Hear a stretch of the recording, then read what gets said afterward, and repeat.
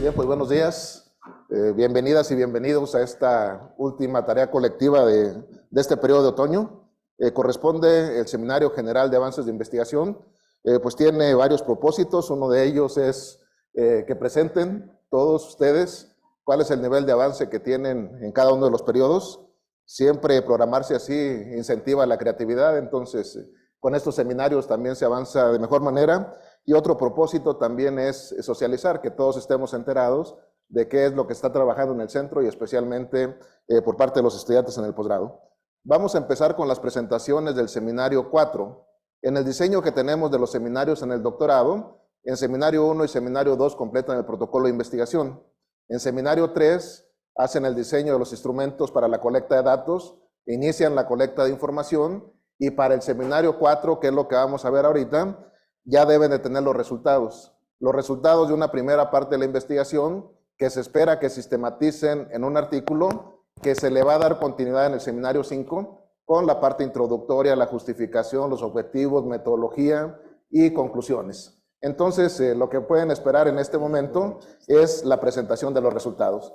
La intención, pues, también es que los compañeros, las compañeras hagan una presentación de tal manera que se entienda el contexto de los resultados que van a presentar. Entonces, bueno, pues vamos a dar inicio.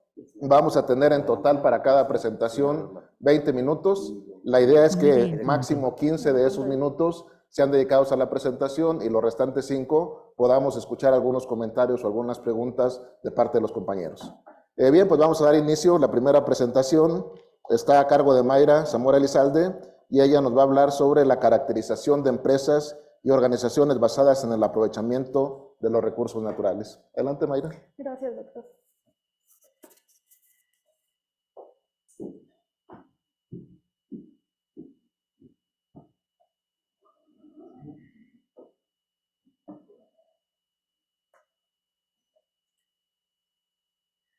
Buenos días a todos los presentes. Gracias, doctor, por la presentación. Tenemos que en México algunos de los recursos naturales son aprovechados por comunidades, organizaciones y empresas para realizar actividades como ecoturismo, cacería cinegética, observación de aves, entre otras actividades, las cuales se realizan por promover un aprovechamiento sostenible. Por ello, el objetivo general de mi tesis es evaluar el desempeño de estas organizaciones, comunidades y empresas a partir de 3 dimensiones: la ambiental, la económica y la social. En este periodo de otoño se obtuvieron los primeros resultados preliminares con los cuales se busca dar respuesta al objetivo número 1, el cual es caracterizar las empresas basadas en el aprovechamiento sostenible de los recursos naturales a través del estudio detallado de los factores y mecanismos que intervienen en estos. A grandes rasgos, el proceso que se llevó a cabo consistió en, primero que nada, recolección de datos a través de entrevistas semiestructuradas, por lo cual se entrevistó a 15 titulares, 4 socios y 5 empleados, abarcando un total de 24 personas de 22 municipios. Posteriormente se realizó la sistematización de la información. A partir de esta se realizó el indicador de desempeño, el cual incluyó la dimensión ambiental, la económica y la social, con diferentes criterios generales y criterios específicos dentro de estos generales. Posteriormente se llevó a cabo un agrupamiento y caracterización, para lo cual se usaron los clústeres. Para ello se usó 39 variables. Después se hizo toda la parte estadística para ver que esta agrupación fuera significativa estadísticamente y posteriormente se hizo la caracterización de estos grupos. Finalmente se seleccionó algunas observaciones representativas y se hizo una trayectoria en la que se busca describir a grandes rasgos aquellos lineamientos que rigen su aprovechamiento de estos recursos naturales para estas empresas. Pasando a los resultados, tenemos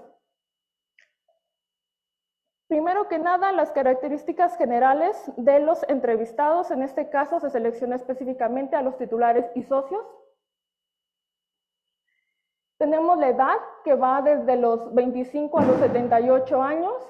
Del género, la mayoría son hombres. La nacionalidad, el 92% fue de nacionalidad mexicana. Y la escolaridad, la mayor parte de esas personas tienen la educación media superior concluida. Pasando a las características generales, en este caso de las unidades que son las empresas, las organizaciones, tenemos que tienen superficies que van desde 1 hectárea hasta las 20.204 hectáreas, que tienen años de operación que van desde los 3 años hasta los 50 años. También tenemos que tienen diferentes formas de asociatividad, pero principalmente es todo de personas físicas y es propiedad privada. Pasando al indicador de desempeño, que ya es como los resultados, tenemos que se establecieron, como ya lo había mencionado, la dimensión ambiental, el económico y el social. También el barómetro de desempeño, que tiene 5 niveles, que va desde los valores críticos, que es el rojo, hasta los óptimos, que es el más verde. Aquí se muestran todas las unidades estudiadas y podemos notar que para la dimensión económica, que es la línea azul, es en donde hay mayores fluctuaciones. También tenemos que es notorio ver que la línea punteada en negro es la dimensión ambiental y que es la que presenta mayores valores para todas las unidades, bueno, en su mayoría. Y hay algo que resaltar, que por ejemplo esta, que es la número 1, tiene valores muy parecidos en las 3 dimensiones, no obstante es la única de las unidades estudiadas que lo presenta. Y también hay casos como esta, que es la 24, que todos sus valores son valores intermedios, es decir, que son menores como a lo promedio. Respecto a la agrupación, se hizo las pruebas y tenemos aquí algunas de las variables que se emplearon para la comparación de medias. Específicamente vamos a ver el caso de la conservación del hábitat, que es una variable que seleccioné para mostrar el ejemplo de lo que se hizo. Y aquí vemos cómo son esas diferencias. Podemos ver que si bien el grupo 1 y el grupo 3 sí son significativamente diferentes, los otros no lo son, por lo menos en esta variable. Y ya pasando a los grupos, tenemos que el grupo 1 se nombró como fortalecidas.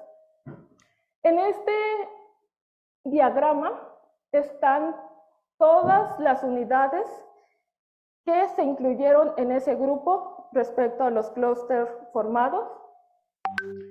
Y tenemos aquí a los criterios generales, que son los que conforman las dimensiones en el indicador de desempeño, que es para profundizar un poco más. Y tenemos que a grandes rasgos se nota que la principal categoría general es la de fortalecimiento de capacidades, ya que todos muestran valores más altos, así como la de conservación del hábitat. En este grupo específicamente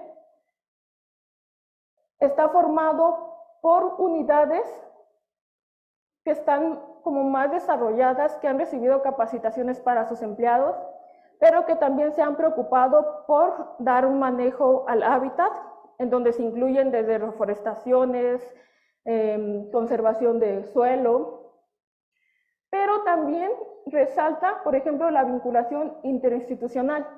¿Esto por qué? Porque estas empresas y estas organizaciones tienen una gran cantidad de alianzas con instituciones nacionales e internacionales, así como centros de educación, que son las diferentes universidades. También resalta que, si bien no tienen los valores más altos, sí resalta lo que es inversión.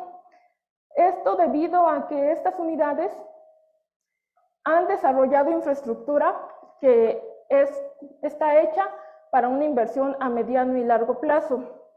Y también han invertido en certificaciones para que los evalúen. Algo que resalta también en este grupo es que el objetivo principal que ellos mantienen es conservación, educación ambiental e investigación.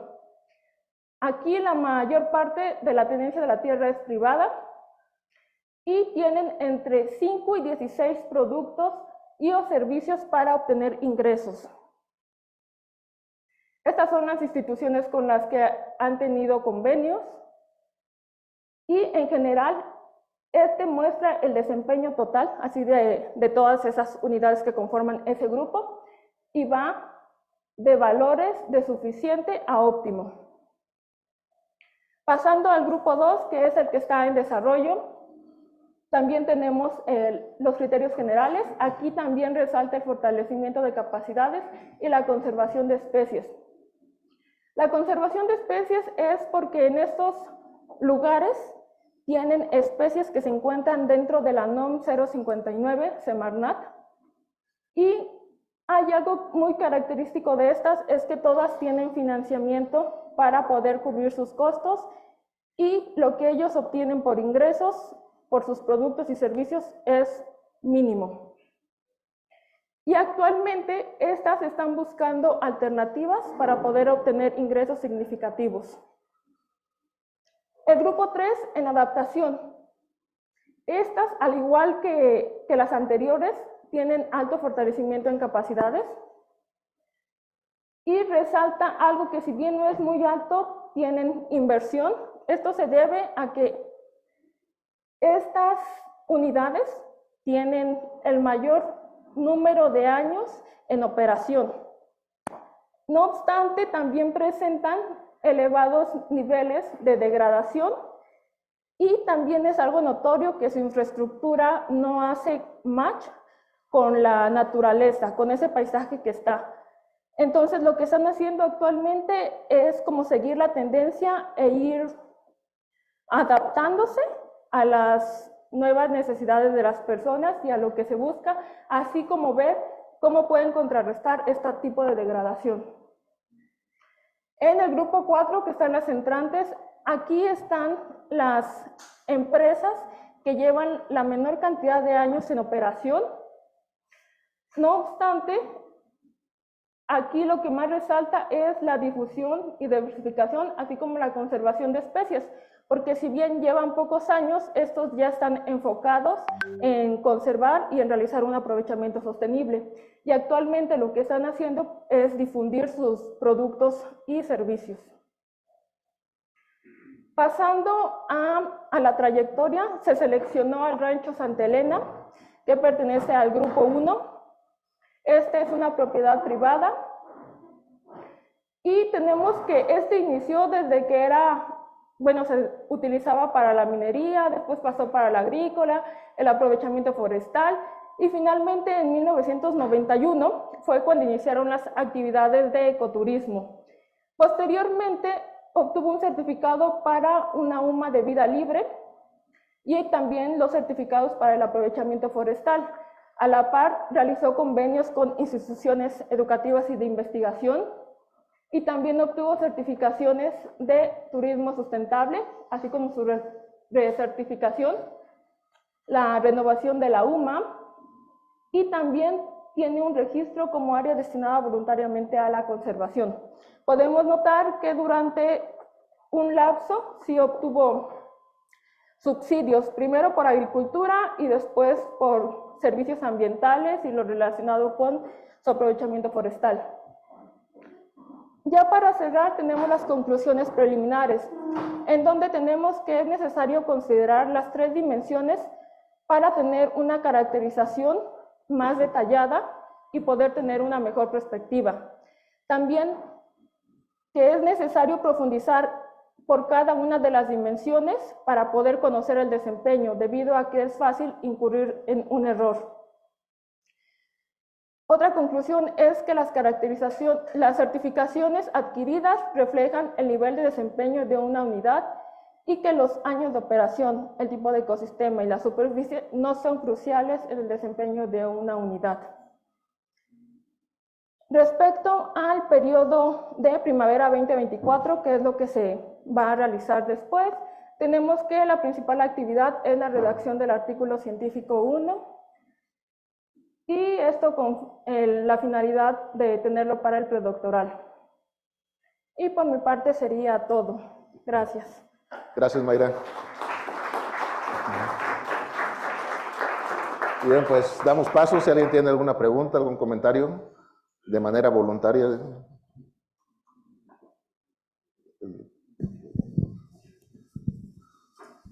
Sí, Mayra, parecería que el relacionamiento que tienen las empresas que visitaste con entes externos, con entes que los apoyan, puede ser igual un factor importante. ¿Lo has analizado como tal? O sea, vi muchas universidades, por ejemplo, mucha gente que las apoya para incluso poder cubrir de repente alguna norma. ¿Eso lo estás considerando en tu análisis o crees que sería importante considerarlo? De hecho, sí se está considerando en la parte, en la dimensión social, sí incluye eso, por eso fue que noté también esa particularidad del grupo 1, porque es el único grupo que lo tiene, que tiene los convenios con las instituciones y ellos me comentaban, dice, inicialmente nosotros no podíamos pagar esas asesorías, entonces ellos nos ayudaron a hacer los inventarios, a obtener la información para que nosotros pudiéramos solicitar esos apoyos. Y ahora, pues lo que hacemos es que como nuestro enfoque es mucho de investigación y educación ambiental, tener esos convenios con esas instituciones nos favorece a nosotros. Y también es la razón por la que pude obtener precisamente la información, en este caso, del Rancho Santa Elena, porque fue quien me facilitó toda la historia y todos los datos, porque ellos dicen, pues mi principal razón es conservar, pero también quiero que se divulgue. Entonces sí. Sí, doctor. Gracias. Gracias. ¿Alguien más?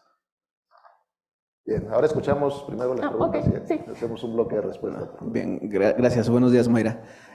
Yo tengo un comentario. Primero debes cuidar un tema por ahí de acentos en la palabra género, los valores de probabilidad que tienes en los cuadros. Hablas de un alfa de 0.5, es de 0.05, lo que debes cuidar ahí en tu cuadro de comparación de medias. Y una pregunta, en el caso de tus gráficos radiales en los 4 grupos, te centraste a hablar mucho de las categorías donde sobresalían en cada grupo, pero hay una, por ejemplo, la de equidad, no sé qué, que consistentemente es baja en los 4 grupos. Si nada más nos podrías indicar qué incluye esa categoría de equidad, de favor, o a qué se podría deber eso. Gracias, Mayra, por tu presentación. A mí me queda una duda sobre cuál es el factor que más impulsa este desempeño de tus grupos, porque en el grupo 1 la mayoría son de propiedad privada. Entonces pareciera que hay una relación ahí, que entre los que tienen propiedad privada haya pues mejor desempeño, más organización. Y entonces me queda la duda si el resto de los grupos en algún momento, si tienen condiciones de tipo ejidal, aunque hagan todo lo demás, van a poder alcanzar ese estado que tiene el de propiedad privada. Bien, ¿nadie más? Por allá el doctor Leos. ¿Cómo les llamas a las observaciones? O sea, cada empresa, ¿cómo la definiste acá al principio? ¿Puedo ver al principio?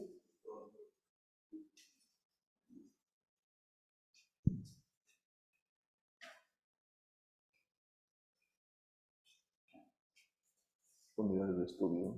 Hay un nombre por ahí, antes, al principio del principio, que realizan el aprovechamiento sostenible. O sea, todas esas unidades están hechas para eso, para el aprovechamiento sostenible, por eso le pones así. O sea que solamente vas a medir en qué grado están cumpliendo con eso, con la sostenibilidad, porque ya parece que realizan el aprovechamiento sostenible, dice. Lo pretenden realizar. Bien, adelante, Mayra.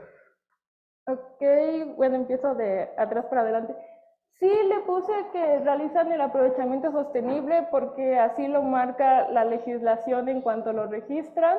No obstante, yo no le puse que iba a medir el desempeño de la sostenibilidad y mejor le puse el del desempeño porque pues no, la sostenibilidad no solo son 3 dimensiones, entonces sí busqué cómo aclarar esa parte, pero se dice que son las que realizan un aprovechamiento sostenible, pero ya viendo, por ejemplo, el índice de desempeño, pues podemos notar que pues no todos cumplen con ese requisito. Adelante. Lo que me comentabas de la propiedad privada, sí es como característico y me comentaban tanto los técnicos como los mismos ejidatarios que es debido a lo complicado que es organizarse. Entonces, como ellos no se pueden organizar, y por ejemplo, varios de estos tienen por atrás, por ejemplo, que son una UMA, que son un área destinada voluntariamente a la conservación, entonces les piden que haya un titular responsable. Y en los comisariados lo que pasa es que van cambiando de mesa, entonces se les va complicando.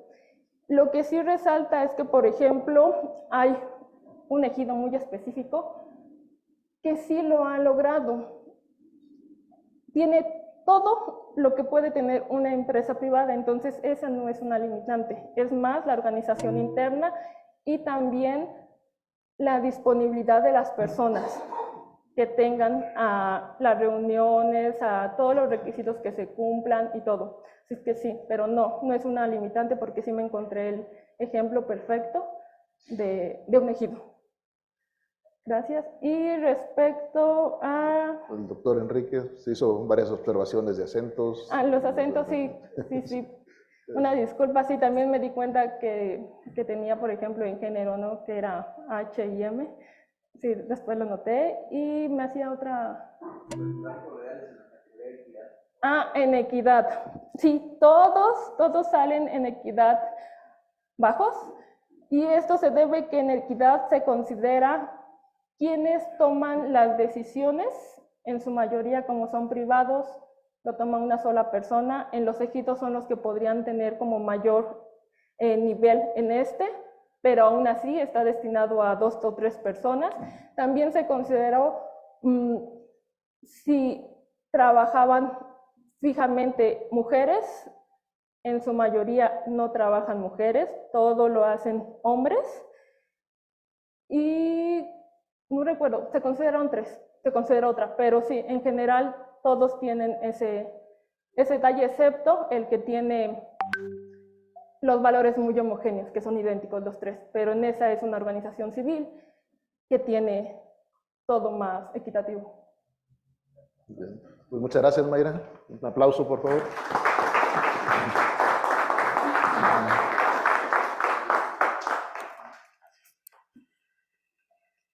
Bien, pues ahora toca el turno de Adán Vázquez Tomás. Él nos va a presentar sus avances de investigación sobre el tema la adaptación de principios de economía circular en agroempresas de agricultura protegida.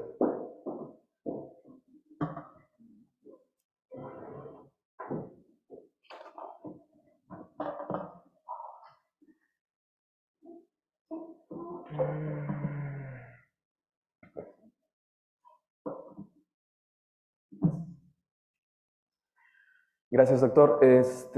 La economía circular hasta el día de hoy sigue siendo una tendencia pues prácticamente en todos los mercados, pero así como es tendencia es prácticamente comprendida solamente en un nivel muy bajo. Mi nombre es Adán Vázquez Tomás y estos son la presentación de resultados que he obtenido hasta el día de hoy dentro de la investigación. Para plantear una definición sobre la cual la investigación se ha ido basando, tomamos esta que indica que la economía circular tiene como objetivo el desvincular la creación de valor y de la generación de desechos y el uso de recursos mediante la transformación radical de los sistemas de producción y consumo, así como el impacto del consumo al ambiente. Dicho de otra forma, es la manera en la cual nosotros tenemos que comenzar a entender, o más bien no olvidar, que cualquier tipo de servicio o producción va ligado de la mano forzosamente con un impacto medioambiental. En este caso, la metodología que se ocupó para poder evaluar este tipo de manejos se hizo primero que nada aplicándolo a uno de los mercados con mayor importancia en México actualmente, que es la producción bajo invernadero, específicamente en el caso del jitomate. Para poder llevarlo a cabo, primero se hizo la modelación de una unidad de producción representativa, posteriormente la validación de esta misma UPR y después hacerle una aplicación de la metodología de un análisis de ciclo de vida. De esta forma se planteaba hacer la cuantificación real de cuál es el impacto medioambiental de una producción de jitomate. Para empezar con la presentación de resultados en forma, pues primero que nada se hizo la UPR, la Unidad de Producción Representativa. En este caso, lo primero que se hizo fue hacer una búsqueda muy grande de información que no tuviera más allá de 15 años de antigüedad, directamente buscando ¿qué? Producción de jitomate bajo invernadero hidropónico en tecnología básica a media. Este término quizás puede llegar a resultar un poco engorroso, difícil de cuantificar en algunos casos, pero ya es más bien por detalles sistemáticos de la bibliografía, pero realmente en este caso nosotros tenemos que considerar que es el tipo de invernadero que predomina en toda la zona centro-sur de México específicamente. Esta información posteriormente, a la hora de que ya se hizo un esquema general, se empezó a hacer la validación por medio de entrevistas, por medio de encuestas, por medio de paneles con expertos, para poder ir detallando, digamos que toda la información y verificar cuán realista era nuestra unidad representativa.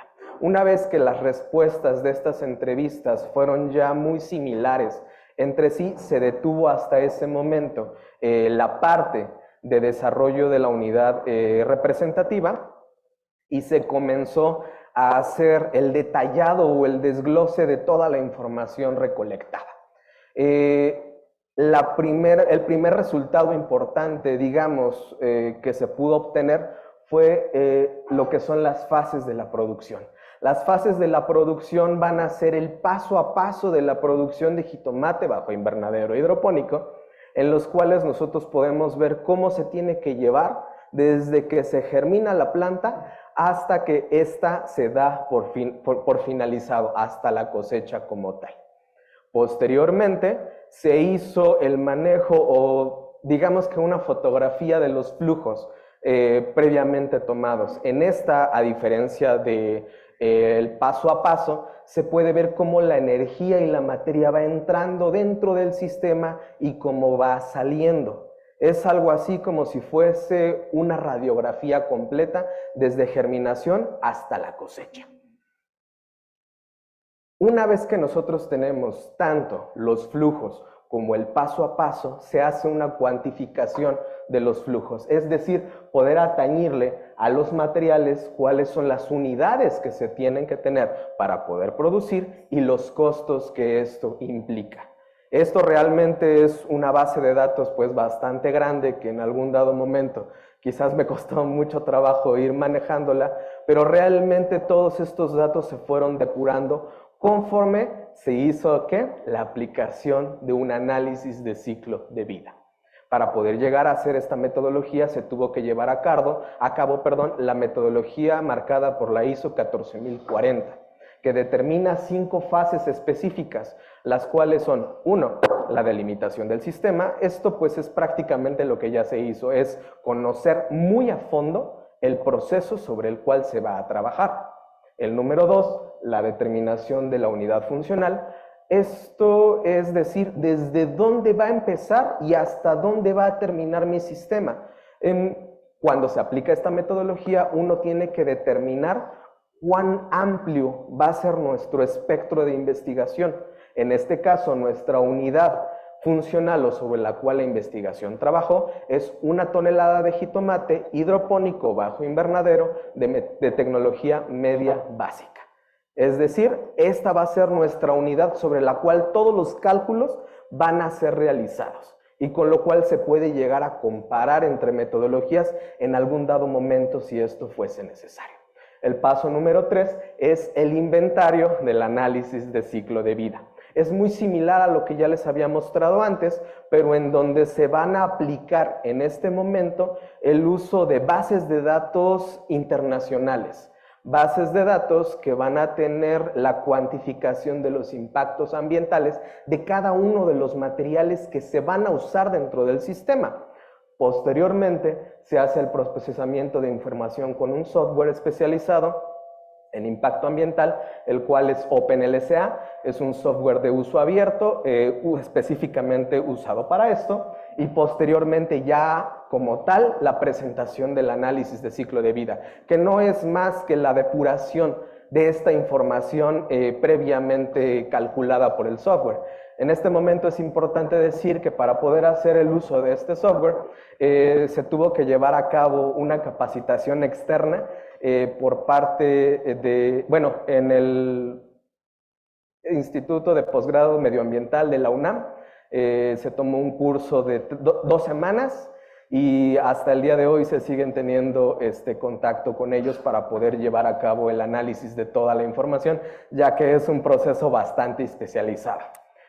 Como les mencionaba, el inventario del análisis de ciclo de vida es prácticamente el símil de la fotografía o de la cuantificación de flujos que ya les había mostrado, sumándole cómo presenta OpenLSA cada uno de los materiales que se van a tener dentro de la producción como tal, junto con quién provee esta información. Estas bases de datos son bastante grandes, son bastante densas, entonces se tiene que ir verificando cuál es la pertinencia de cada uno de estos materiales y posteriormente integrándolos. No se puede seleccionar un material solo por seleccionarlo, se requiere forzosamente de una validación previa.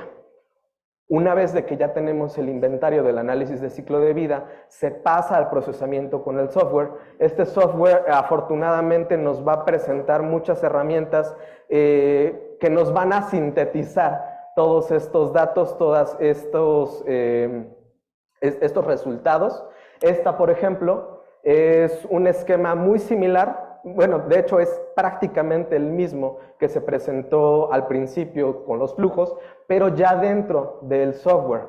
En este caso, pues es una forma muy sistemática en la cual el programa nos lo presenta, pero realmente lo más importante es que ya en esta caja nos está arrojando prácticamente datos como esto. Este es un diagrama de Sankey muy generalizado, todavía no está pulido, en donde nosotros podemos ver, aquí haciendo un zoom, cuál es el impacto medioambiental, por ejemplo, de la acidificación del suelo por parte de la producción hidropónica.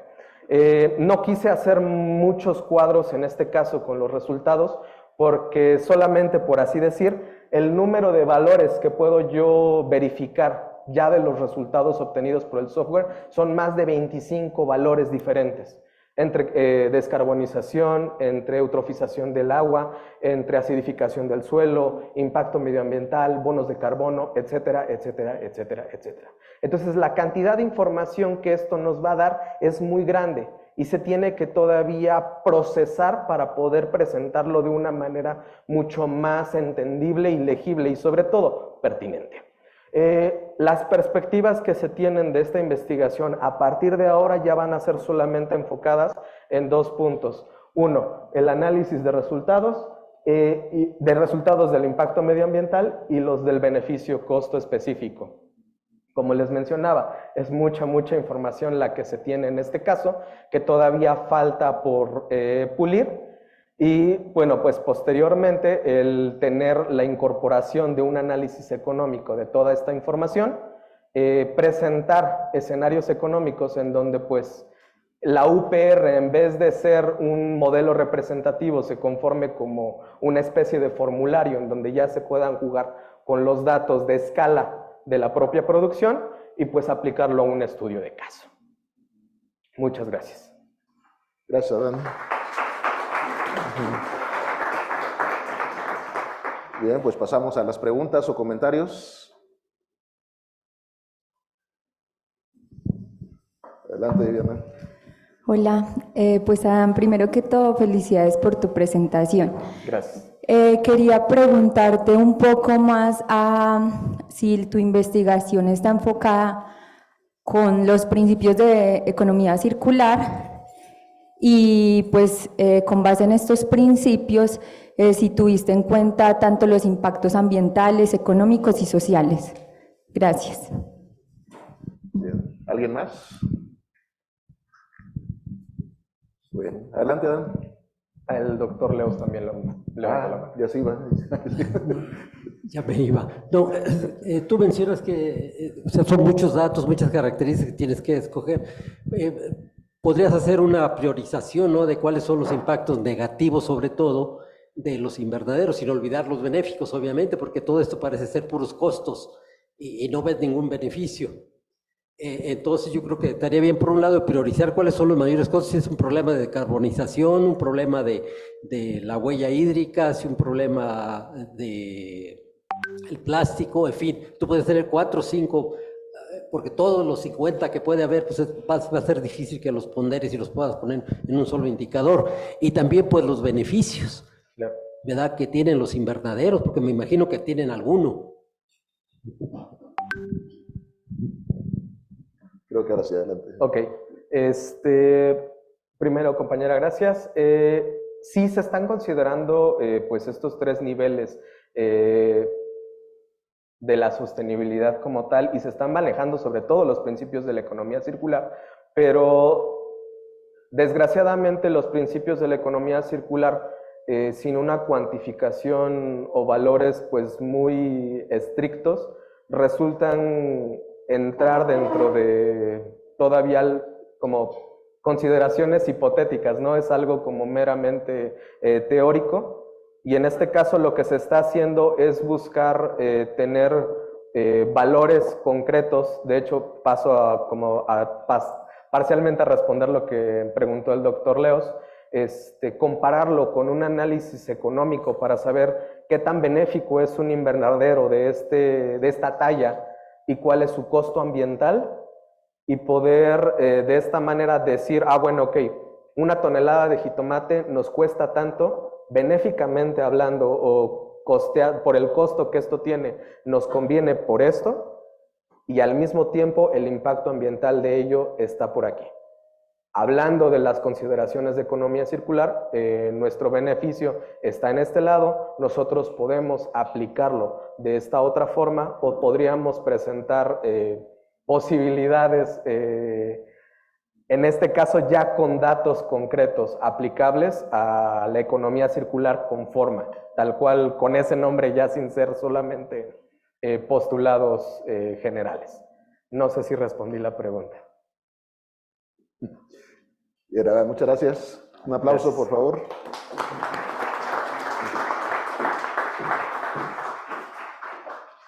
Bien, pues vamos a continuar con la presentación de Carlos Quintero Nieto. Él está trabajando el tema denominado la gestión del riesgo en pequeñas unidades de producción agrícola en los estados de Tabasco, Guerrero y Chiapas. Adelante, Carlos. Gracias. Buenos días. Como ya me presentó el doctor, voy a presentar el tema de la gestión de riesgos en pequeñas unidades de producción agrícola en los estados de Tabasco, Guerrero y Chiapas, bajo la dirección del doctor Reyes Altamirano y como asesor el doctor Enrique Martínez Genaro. A forma de introducción, tenemos una introducción, con unos objetivos, una metodología, resultados, conclusiones y literatura citada.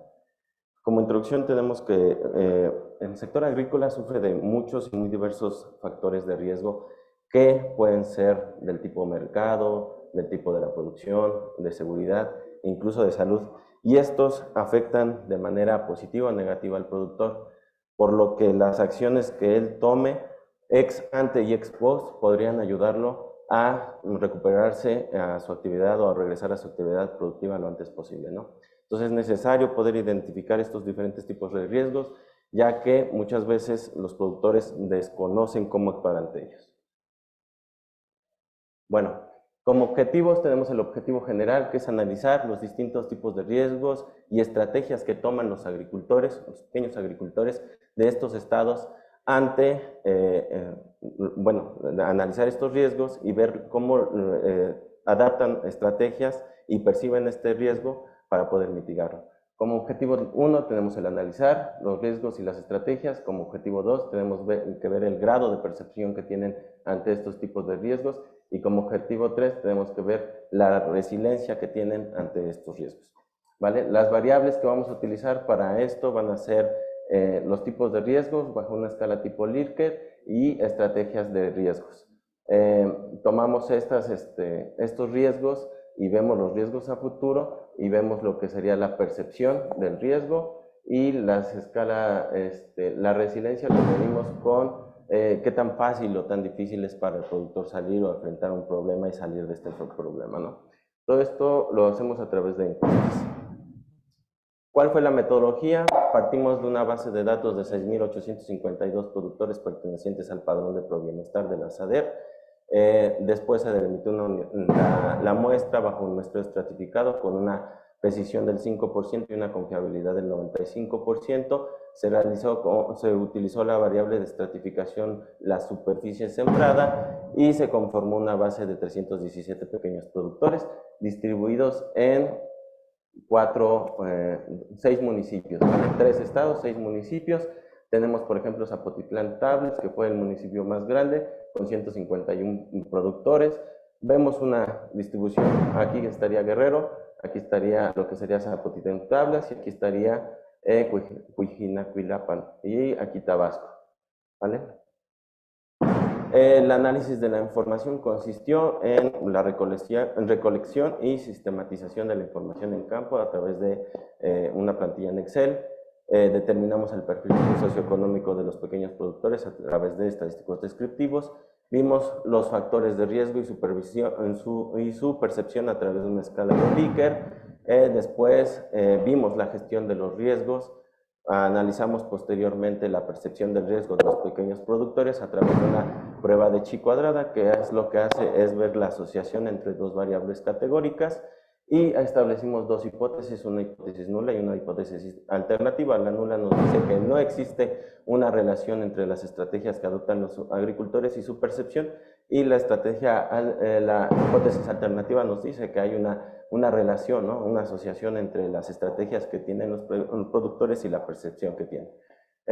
Utilizamos el alfa de Cronbach para ver lo que sería la calidad del instrumento recolectado, y como resultados preliminares tenemos que este sería el perfil socioeconómico de los pequeños productores. Su edad oscila entre 18 y 95 años. Encontramos productores muy grandes en lo que sería la parte de Tabasco y en la parte de Guerrero. Tenemos pequeños dueños de propiedades que tienen 18 años, pero rondan una media de 49 años. El último grado de estudio lo tienen hasta licenciatura, o no tienen estudios. La superficie agrícola va de una media de 24, aquí está, superficie sembrada, perdón, una superficie de 2.7 hectáreas. Cuando realizamos el trabajo, entendemos por pequeños productores aquellos que tienen una superficie menor a 5 hectáreas y que se encuentran en localidades o comunidades con extrema pobreza y un alto grado de marginación. Estos son pequeños agricultores, integrantes de su familia, tienen 4 o 5, donde va un mínimo 1 y tienen hasta 12, ¿no? Entonces, también tenemos aquí otros indicadores como los números de personas que trabajan en la unidad de producción, que son de forma directa como mano de obra familiar, y los que contratan en dado caso de que necesiten. Bueno, después vemos los factores de riesgo y su percepción. Aquí tomamos como base la literatura y identificamos varios factores de riesgos que van desde la salud hasta el precio de los insumos agrícolas, y podemos ver bajo esta escala que la principal preocupación que tienen los productores sigue siendo los riesgos relacionados a la sequía, a los huracanes y a las inundaciones, siguiendo con las plagas y enfermedades y con el precio de los insumos agrícolas. Esto es interesante porque también va mucho en concordancia con lo que tiene la Encuesta Nacional Agropecuaria, que nos dice que también estos factores son de suma importancia, o los ven como un factor de riesgo los pequeños productores. Yo pensaría que también la inseguridad juega un papel importante también. Aquí lo vemos, y acaso que pasó apenas, ¿no?, en el Estado de México, donde productores se enfrentaron contra el crimen organizado derivado de una pérdida de producción en su unidad de producción, y lo que ocasionó que pues no tuvieran dinero para poder pagar las cuotas al narco, ¿no? Entonces, Eso sería interesante verlo en el estado de Guerrero. En Tabasco no lo vi tan marcado, pero en Guerrero sí lo vi marcado. Y con el lado contrario, pues tenemos que no lo ven como riesgo, lo que sería un cambio de gobierno, ¿no? O sea, el productor, independientemente del gobierno que esté, el productor tiene como que ese sentido de que el gobierno los va a apoyar, independientemente de quién esté a cargo, ¿vale? Bueno, en cuanto a las estrategias que utilizan los productores para poder enfrentar estos diferentes tipos de riesgo, tenemos que los apoyos gubernamentales son la principal estrategia que utilizan. O sea, dependen prácticamente de los subsidios o apoyos destinados para que ellos puedan reincorporarse a una actividad productiva o en su defecto, pues cualquier apoyo que ellos reciban, ¿no? Los hicimos 4 categorías donde vemos las estrategias que involucran el manejo de la unidad productiva, estrategias de apoyos no previstos por el productor, estrategias de apoyo externas al productor y estrategias de apoyo contratadas por el productor, ¿no? O sea, el seguro ni lo que es un crédito lo ven ellos como una opción para una estrategia para enfrentar los diferentes tipos de riesgo. Sin embargo, pues las estrategias de apoyo no previstas por el productor, como lo que serían la venta de animales, el uso de ahorro, lo ven como algo necesario cuando ellos tienen un riesgo, independientemente del que este sea, ¿no? O sea, el productor sufre una afectación, lo primero que hace es vender sus animales. Lo segundo, pues es sacar de su dinero que tiene ahorrado, ¿no? Entonces es interesante porque vemos cómo el productor va perdiendo capital en su unidad de producción derivado de un siniestro, un riesgo. Después analizamos lo que sería la relación que existe entre la percepción del riesgo y las estrategias que ellos adoptan. Vemos que nuestro instrumento es confiable, ya que tiene 0.73 en una escala de 0 al 1, donde a partir de 0.6 al 1 es ya aceptable un instrumento, ¿no? Entonces vemos que este instrumento es confiable y analizamos las diferentes estrategias que tienen estos agricultores ante su percepción que tienen, ¿no? Entonces tenemos aquí un cuadro le llaman tabla de contingencias, donde analizamos estas dos variables y versus asociación, y vemos, por ejemplo, que la chi calculada es mayor a la chi de tablas, que en este caso son 2 grados de libertad, y en chi de tablas es 5.99, lo que estaríamos diciendo que sí tiene una relación, una asociación estas dos variables, y la significancia que es mayor, el P calculado es menor que 0.05, es significativo, lo cual rechazamos la hipótesis nula, rechazamos la hipótesis 0, aceptamos la hipótesis nula, donde decimos que existe una relación entre las dos variables, ¿no? Entonces vemos, por ejemplo, que los apoyos gubernamentales, los ajustes en la fecha de siembra, estas no salieron significativas, lo que sería también la reducción en el consumo de alimentos, usó algunos paquetes tecnológicos diferentes, y estas más variables salieron significativas, lo que existe, o lo que nos diría que existe una relación o una asociación entre la percepción que tienen de los riesgos y las estrategias que los productores adoptan, ¿vale? Y como conclusión tenemos que es importante analizar este tipo o hacer este tipo de estudios, porque para poder diseñar instrumentos o políticas públicas enfocadas a pequeños productores tenemos que conocer cómo es que los pequeños productores perciben el riesgo, ¿no? O sea, si, por lo que veo, por ejemplo, meter seguros agrícolas aquí como que no sería una opción, ¿no? O sea, el agricultor ni siquiera lo ve o lo tiene pensado como una alternativa o una estrategia. Entonces, a lo mejor empezar a inculcar lo que serían los seguros agropecuarios o seguros paramétricos en dado caso, ¿no? Y seguir, por ejemplo, apoyando o apoyos directos a pequeños productores para recomponerse a sus actividades productivas lo antes posible. Y bueno, eso sería todo. Gracias, Carlos. Bien, pues adelante con las preguntas y comentarios. Ahora ya está el doctor Leos.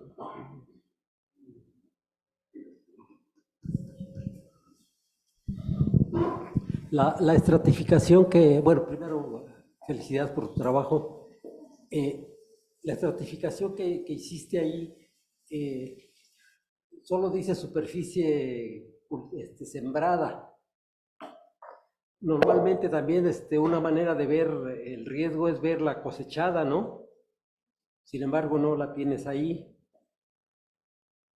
La otra cuestión, la superficie sembrada no tiene mucha varianza en términos de calidad, digamos, es temporal, buen temporal o es riego, porque el riego, por ejemplo, el buen temporal es un factor que elimina riesgos, o la varianza de eso, o una manera de abordar el riesgo puede ser quitar varianza, y algunas otras prácticas agrícolas pueden aumentar la varianza, que también aumenten el rendimiento, ¿no?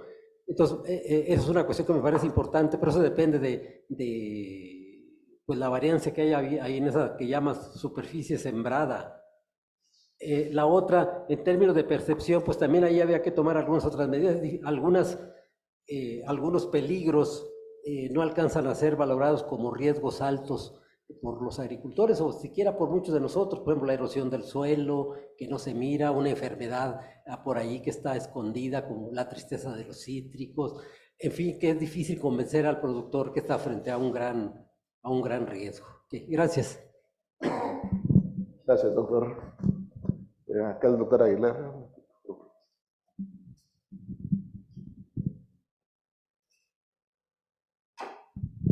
Sí, gracias. Carlos, ¿qué tan distinto sería, según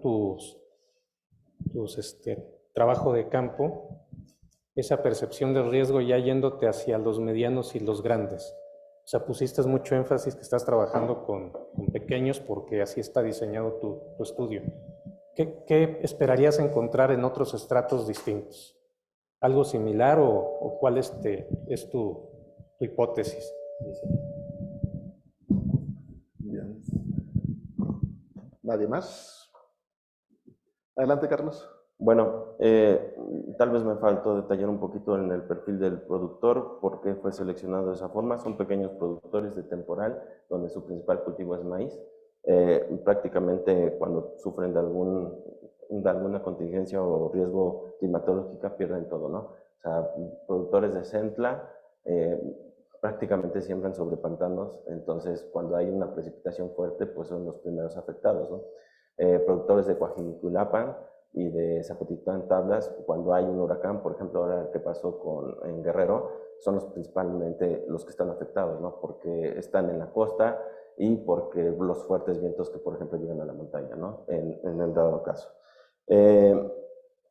Son de temporal. En cuanto a esto viene de una investigación que se realizó en la maestría en cuanto a fondos de aseguramiento.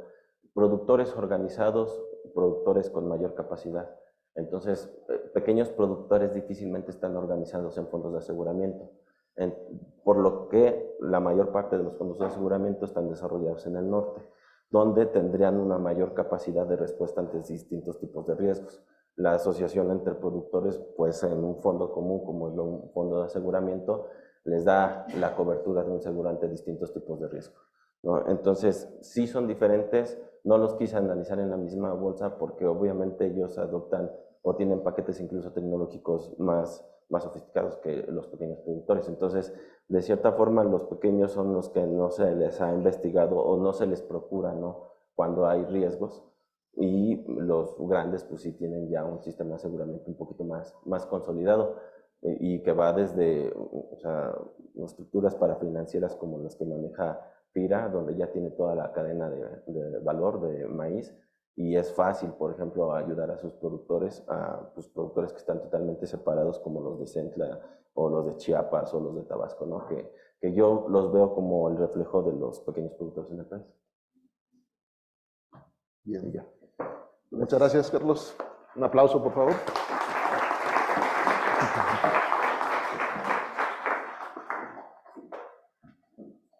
Bien, pues a continuación sigue Kenia Reyes de Jesús.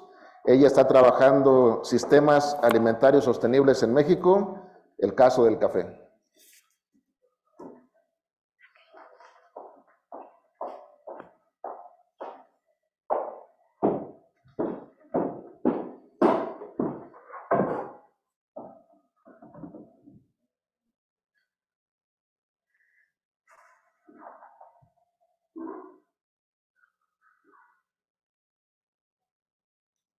Pues buenos días a todos. Gracias por la presentación. Pues bueno, Empezamos con qué son los sistemas alimentarios. Y bueno, los sistemas alimentarios se definen como el conjunto de actividades, elementos y actores relacionados con la producción, el procesamiento, el transporte y el consumo de los alimentos. Y bueno,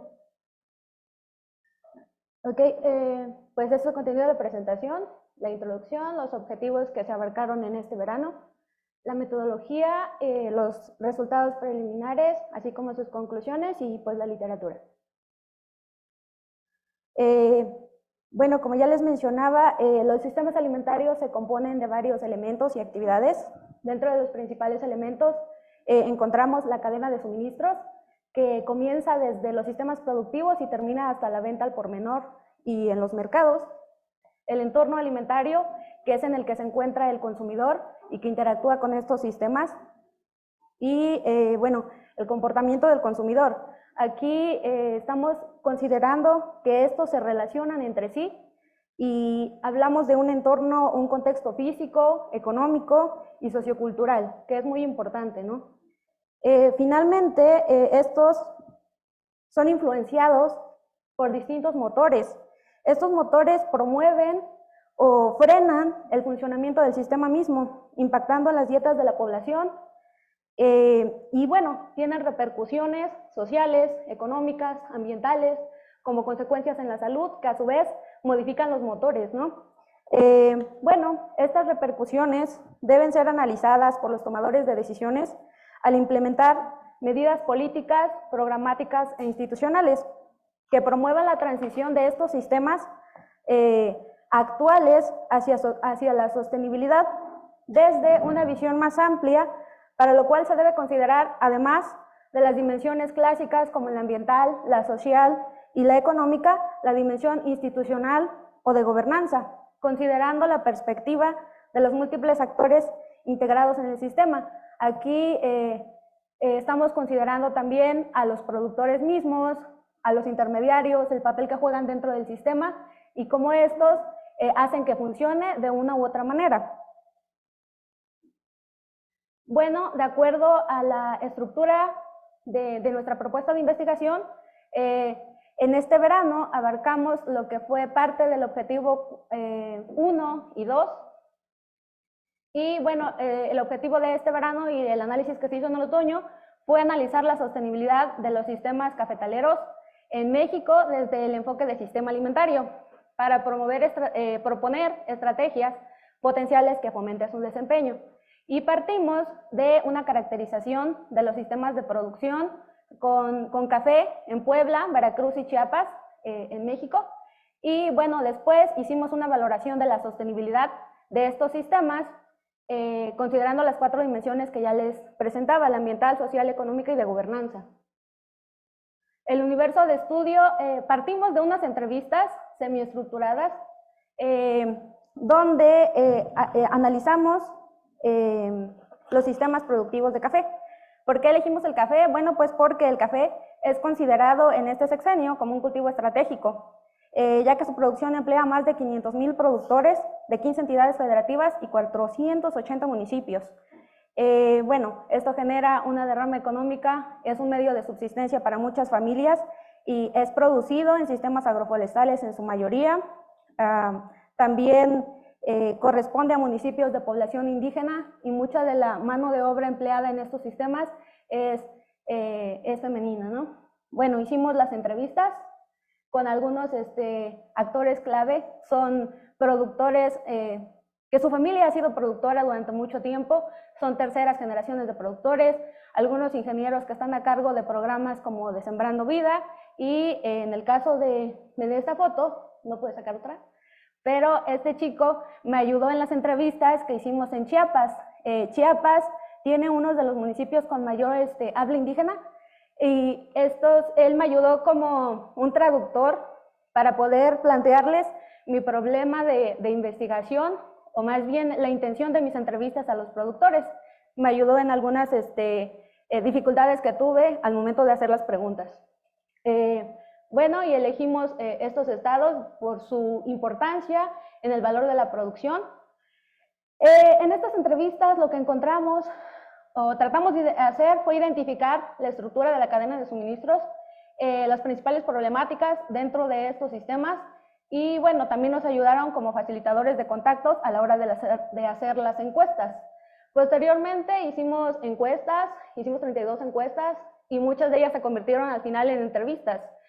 Aquí me interesó mucho porque nos plantearon sus problemáticas, ¿no? A veces nosotros creemos que una actividad o alguna práctica es un problema y para ellos no lo es, ¿no? O sea, se centran en su eslabón y dicen, bueno, para mí, por ejemplo, una de las preguntas que les hacía era que si el canal de mercado es un problema. Y me decían, no, pues para mí no es un problema, ¿no? Tanto así que si yo tengo el producto en mi casa, llega alguien y me lo compra. En el estado en el que se encuentre, en el proceso en el que vaya, el que es el problema es el precio, ¿no? Y a veces, en la forma en la que hacemos la pregunta, pues tenemos respuestas diferentes. No es un problema para ellos, pero sí es un problema el precio. Y bueno, en estas entrevistas, recorridos y visitas a campo que hicimos como parte de la caracterización, el entorno y los clientes a quienes ellos les venden. Nos ayudamos de una herramienta que se llama Cobo Toolbox y en esta pudimos hacer la captura de la información y también hicimos algunas grabaciones cuando la entrevista se prolongaba y no podíamos capturar todo. Después hicimos la preparación de los datos, descargamos la base de datos del programa, hicimos una limpieza, evaluamos los números que eran muy altos o muy bajos, de ahí decidimos si dejábamos la observación o no para el análisis estadístico, corroboramos con las grabaciones, después hicimos una valoración de la sostenibilidad, a partir de 42 variables escalares, las dividimos en 4 categorías, ambiental, social, económica y de gobernanza, de acuerdo con la guía de FAO de las 4 categorías que integran la sostenibilidad. Después hicimos un análisis clúster para clasificar a estos productores de acuerdo a las características que tenían similares. Partimos de una estandarización de las variables empleadas, utilizamos la distancia euclidiana y el método de Wert y hicimos las pruebas de normalidad, homogeneidad y varianza. Después hicimos una descripción de los grupos en cuanto a la cadena de suministros, el entorno y el consumidor. Entonces tenemos que, bueno, de todas las observaciones que tuvimos, solo 30 utilizamos para hacer el análisis estadístico y aquí encontramos que el 98% de los titulares de la población estudiada son hombres. En este punto encontramos también que a veces, aunque las mujeres no sean titulares de las unidades productivas, pues también tienen un papel fundamental que a veces es invisibilizado. Y aquí ellas son con quienes los tomadores de decisiones de la unidad consultan, son su primer consulta, ¿no? En la toma de alguna decisión. Después encontramos que el 77% de la población que estudiamos, que un poco fue porque la elegimos, cuentan con apoyo de gobierno y el 74% de consiste en dinero en efectivo y asesoría. Esto es importante porque a veces cuando se da la asesoría y no se da el incentivo, pues no funciona y al revés también, ¿no? Cuando se da el efectivo pero no le da la asesoría adecuada, pues tampoco funciona. Bueno, el 33% pertenece a una asociación formal y el 33% a una asociación informal. Esto es importante porque muchas veces creemos que el hecho de que pertenezcan a una organización les va a brindar todos los beneficios que necesitan. Sin embargo, a veces las organizaciones informales, con amigos, con familia, son las que resuelven muchas de las dudas. Bueno, la escolaridad, encontramos que el 24% de los que entrevistamos tienen educación preparatoria. Y aquí encontramos a una entrevistada que tiene posgrado, solo una de todas las estudiadas, ¿no? La edad varía desde 25 años hasta 75. Sin embargo, encontramos que muchos de estos que son muy jóvenes están integrados a la cadena de producción de café gracias a programas que se han desarrollado en los últimos años. La experiencia pues va desde 1 año y hasta 60 e incluso les mencionaba que son terceras generaciones productoras de café. Los años de asociación pues también van de 0 y hasta 47, la superficie en promedio es de 2.4. Y bueno, mucha de la producción es bajo sombra. Después encontramos también que los productores venden en diferentes presentaciones o en diferentes partes del proceso, siendo así que el 77% vende en pergamino y solo el 13% vende en taza o en algún otro subproducto. Aquí encontramos que hay una población que vende, por ejemplo, en despulpado, fermentado y lavado, y esto por una cuestión de liquidez. Encontramos la cadena de suministros de esta manera, y a grandes rasgos lo que quiero decir es que existen diferentes, los productores venden en diferentes procesos, a diferentes actores como intermediarios, organizaciones, o incluso en su misma cadena, que son muy pocos productores. De acuerdo a la clasificación, encontramos 3 grupos, y bueno, al hacer la valoración de la sostenibilidad, encontramos que existe un grupo al que llamamos especializados, que son los que están encargados de cubrir casi todos los eslabones de la cadena, un grupo de desarrollados que se encargan únicamente de producir y vender en pergamino, y esto no quiere decir que sea malo, ¿no? Quiere decir que hasta ahí llega su eslabón, y ese también es uno de los intereses que tiene la familia o la unidad de producción en sí. Y finalmente, los esenciales son los que se acaban de integrar y realizan las prácticas meramente esenciales para poder vender su producción, ya sea en cereza o en pergamino. Y bueno, como conclusiones preliminares tenemos que incorporar la dimensión de la gobernanza a la valoración de la sostenibilidad permite visualizar cómo la interacción del titular de la unidad de producción con el entorno socioeconómico influyen en el desempeño de la unidad productiva. Y bueno, la transición generacional progresiva promueve la continuación y mejora de las unidades productivas, la adopción de innovaciones e inclusive la articulación en nuevos eslabones de la cadena de suministros. Bueno, y el grado de especialidad de un productor más y es certificado desencadena en una serie de cambios en todas las dimensiones, reflejándose en un mayor nivel de la sostenibilidad. Y bueno, también aquí una de las conclusiones importantes es que las distancias remotas a un centro urbano y las relaciones sociales podrían ser una limitante en la comercialización. Y gracias.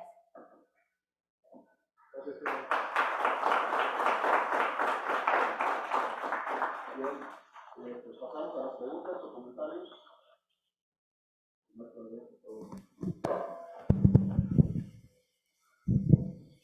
Muy buenos días. Interesante el planteamiento, más cuando se le suma la dimensión de la gobernanza al análisis de la sostenibilidad.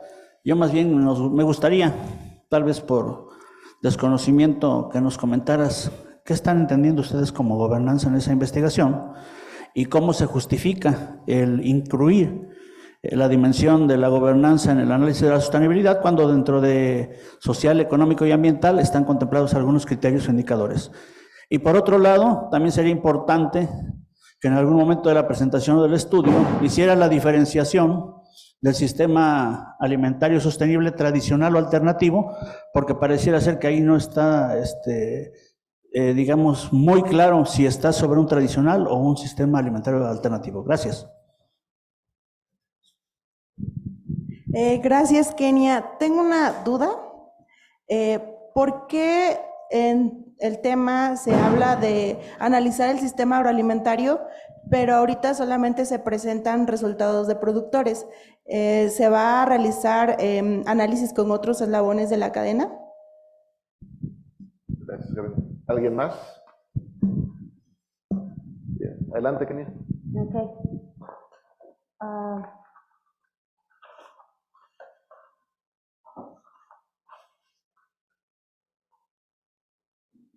Es importante para nosotros considerar la dimensión de gobernanza y llamarla así, porque si bien es cierto que hay características o en este caso variables que podrían considerarse dentro de las dimensiones sociales, incluso económicas, el hecho de dividir la dimensión de gobernanza nos da un panorama más amplio de cómo el titular de esta unidad, centrándola a una unidad, porque la gobernanza puede estar en diferentes niveles, toma las decisiones y cómo de ello desencadena el rumbo que está tomando la unidad de producción, ¿no? Déjenme ver cómo será. La diferencia entre convencional y alternativo. Bueno, a partir de la cumbre de los sistemas alimentarios, se mencionó que si bien sí existen sistemas alimentarios, están teniendo dificultades para su desarrollo.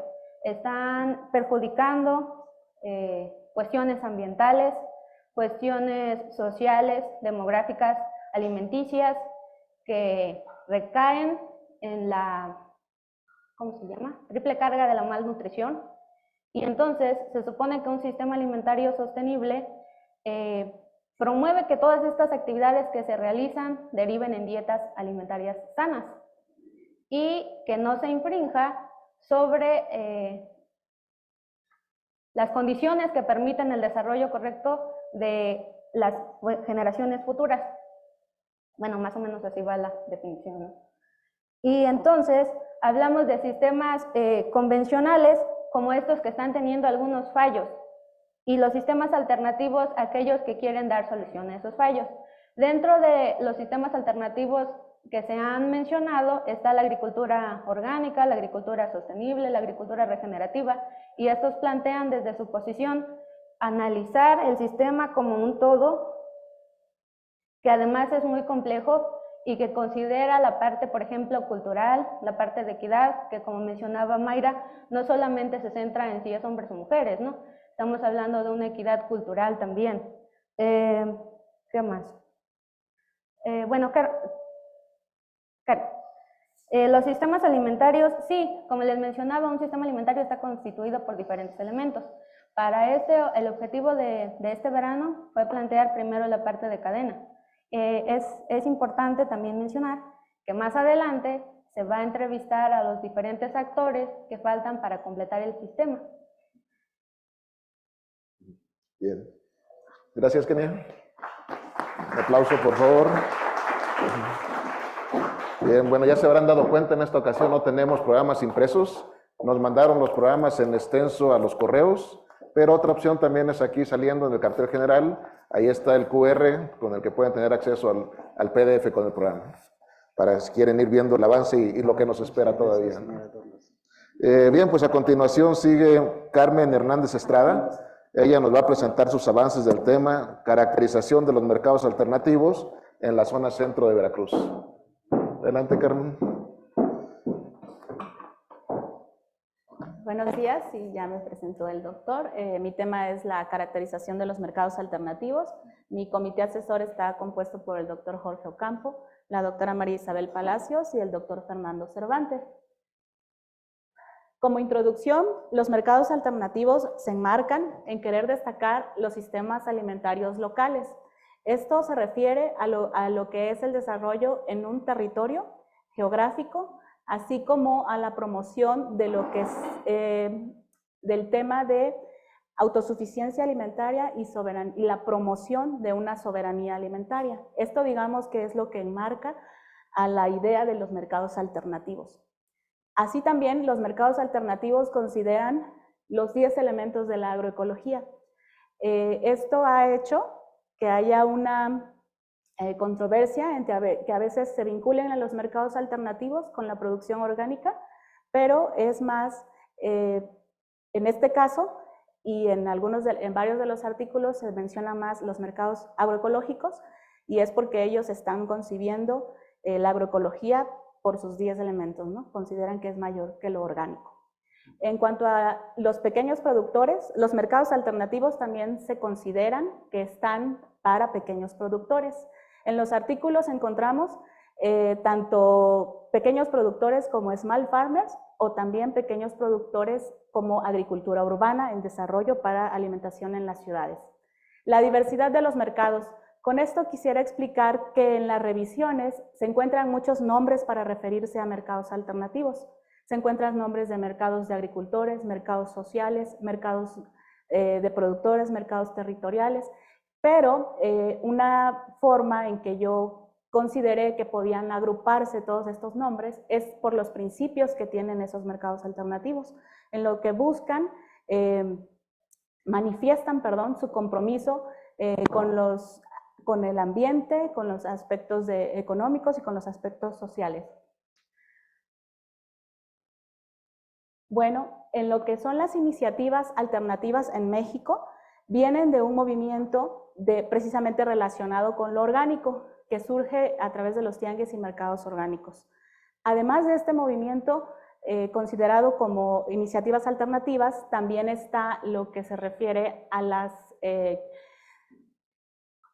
canastas regionales para un buen de salud que ha promovido la Conavio. Ha sido una de las dependencias que más se ha acercado a lo que serían los mercados alternativos o redes alimentarias alternativas.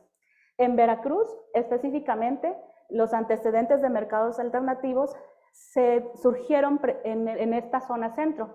No es que en varias partes del estado haya este tipo de mercados, sino más bien en la zona centro, lo que es Jalapa y municipios aledaños. Y vienen, como vamos a ver más adelante, de la red de los tianguis y mercados orgánicos. Lo que buscamos en este momento es responder el capítulo 3, que sería la caracterización de los mercados alternativos para pequeños productores, a través de cumplir el objetivo de caracterizar estos mercados para pequeños productores. La metodología que seguimos. Realizamos entrevistas semiestructuradas a representantes de los mercados alternativos. Digamos que en la revisión no se refieren al mercado, pero no en sí a la persona que está al frente. A través de ello yo buscaba reconocer las características generales, el origen, la antigüedad de los mercados, el discurso que manejan, la organización que tienen, cómo toman sus decisiones, cómo son sus cuotas o su participación, el tipo de productos que ahí se comercializan y su percepción respecto a la reglamentación y evaluación, porque en otro de los objetivos posteriores yo había hablado de la promoción de políticas públicas, entonces quería como conocer de base qué era lo que ellos visualizan, ¿no? En ese sentido de reglamentación y evaluación. Para las entrevistas a representantes utilicé el Kobo Toolbox también, y en este momento parte del análisis lo hice a través de nubes de palabras. Durante el verano también tuve la oportunidad de hacer entrevistas a paneles de expertos, también apliqué cuestionarios a consumidores en los diferentes mercados y algunas entrevistas a productores, pero en ese momento no se van a presentar esa información. Los resultados del verano 2023. Consideré que una de las aportaciones de conocer el origen de los mercados me llevó a saber que algunos de ellos tenían entre 20 y 19 años de haberse fundado y venían de la red de mercados orgánicos de México. Así como habían sido colaboradores y digamos también habían participado en la creación de la red, y algunos se habían integrado después por querer integrar a los pequeños productores.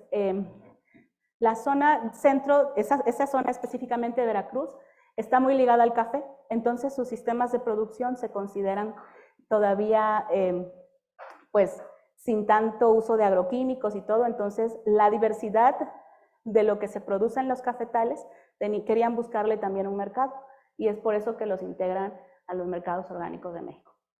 Resulta que hay otro origen de estas iniciativas alternativas. Ese otro origen ha sido motivado por organizaciones ambientales. La primera, por ejemplo, en 2018, aunque el mercado surgió en 2018, la organización ambiental tiene más tiempo. Y lo que busca es crear una actividad económica que tiene relación con la protección del medio ambiente. Al crear la actividad económica, buscan producir de manera sustentable, por eso entra la producción agroecológica. Y después, pues ya tenían esos productos para vender, entonces hacen el mercado, ¿no? Hacen el mercado alternativo. Parecido al mercado número 4, en el cual, y al mismo tiempo, por promover el cuidado ambiental, un colectivo de una zona urbana que tiene áreas naturales, buscan protegerla y promover la educación para el consumo. Si se busca que contaminen menos para conservar el ambiente, entonces tendrían que educar al consumidor, entonces ponen un mercado alternativo. Entonces ese es como otro origen. Y bueno, un quinto participante fue la promoción a través del gobierno, que sería a través del municipio, a través de los fomentos agropecuarios, en alineación con la política pública actual, y siendo que ya se está promoviendo la producción agroecológica en la zona, ponen un lugar para comercializar igual.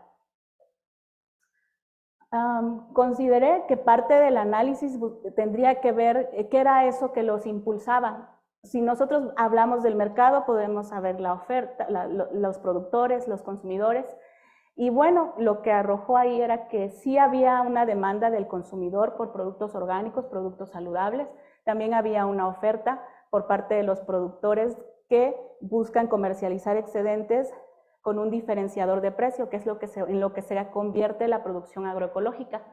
Y bueno, otro factor era la ambiental, que bueno, en esa zona de Jalapa ha sido, Jalapa y alrededores, es muy importante la conservación de lo que es el bosque de niebla. Entonces, por eso se alinea con la producción. También del discurso de las entrevistas, aquellas preguntas que no eran preguntas específicas en la entrevista, podemos destacar cómo para ellos el mercado representa esa alternativa para productores que lleva los productos orgánicos, productos frescos, pero que también requieren de acompañamiento técnico, también requieren de financiamiento, también requieren de que haya redes, de que haya proyectos para la producción principalmente. Y bueno, aquí tenemos un cuadro en el cual podemos ver cómo hay diferencias entre los mercados desde el número de participantes y vendedores, lo cual pudiera estar vinculado al tamaño físico, espacio físico que tienen para recibir a más productores o no. También vemos, bueno, aquí es el número de productores totales, también este es más grande, y la diversidad de productos que puede ofrecer. A mí me llama mucho la atención la parte de los productores. En mi tema, yo tenía particular interés en los productores agrícolas. Entonces, el que más tiene productores agrícolas es esta experiencia, la cual se destaca no solo por eso, sino porque, aunque tiene un espacio físico, su mayor flujo cadena de la distribución es a través de canastas, ya por entrega. No tanto que los consumidores acudan al mercado como ocurre en el resto de los ejemplos. Entonces, por ejemplo, es de los más viejos en tiempo, pero ha cambiado de lugar. Aunque ha cambiado de lugar, ha mantenido la afluencia de los que acuden a comprar ahí. Esto tiene que ver porque, aunque la mayoría de los días de atención son en fines de semana, no solo se ha concentrado ya, anteriormente se ligaba a este tipo de mercados para el turista. Entonces, en este caso, ya retoma el consumo tanto local de los consumidores que ya llevan de antaño y que ya van ahí por un convencimiento, por un cuidado de la salud principalmente, y también de paso los turistas. Okay. Bueno, de la organización, la figura del representante, la persona que está ahí para definirlos, para ver o filtrar los productos que entran, para organizar eventos culturales, para ver la parte de la participación, considero yo que es muy importante. También la figura jurídica. De estos 5 mercados, solo 2 tienen una figura jurídica. Uno de ellos es una asociación civil y el otro es una SAPI. Es porque está buscando transitar a una empresa que pueda facturar, y como vienen de organizaciones sociales, las organizaciones sociales no gubernamentales no tienen fines de lucro. Entonces, al momento que empiezan a comercializar, tienen que tener esa figura de empresa. La cultura y tradición, los mercados alternativos, en su organización, la promoción que llevan de toda la parte cultural de las zonas donde se encuentran y de las tradiciones desde los alimentos, bueno, es muy importante para ellos destacar en su organización. La participación en el mantenimiento, consideraba que este tipo de alternativas a veces, o por ejemplo esa que ha itinerado, es porque no hay un lugar asignado.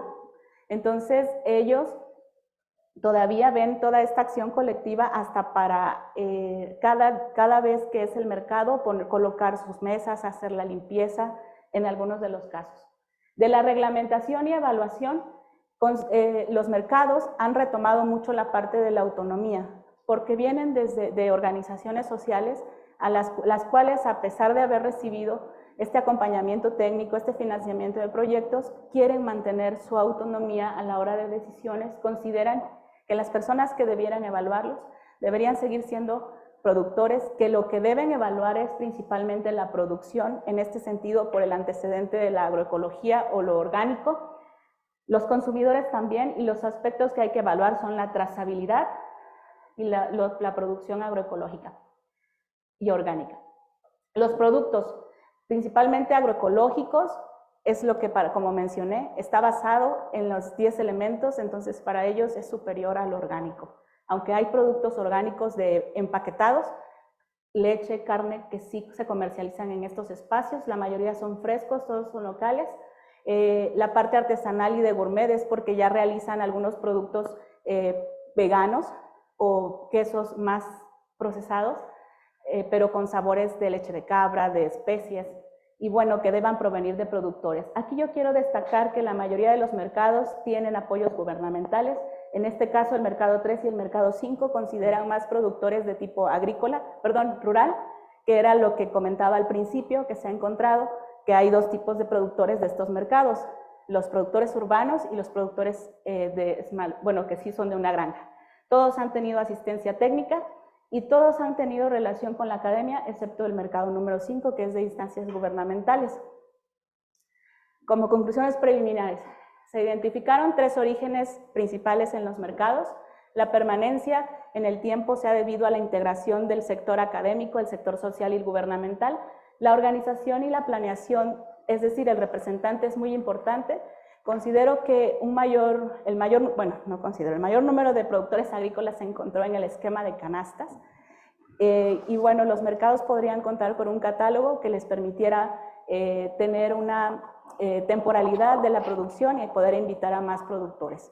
Los mercados alternativos de Jalapa y municipios aledaños cumplen con los compromisos que se plantean los mercados alternativos, que es prácticas sustentables, que sean de pequeños productores y que haya una comercialización directa con el consumidor.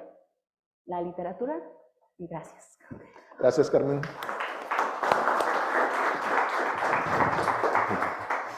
Bien, pues adelante con los comentarios, las preguntas. Rafael y luego el maestro Adrián. Felicidades por tu presentación, Carmen.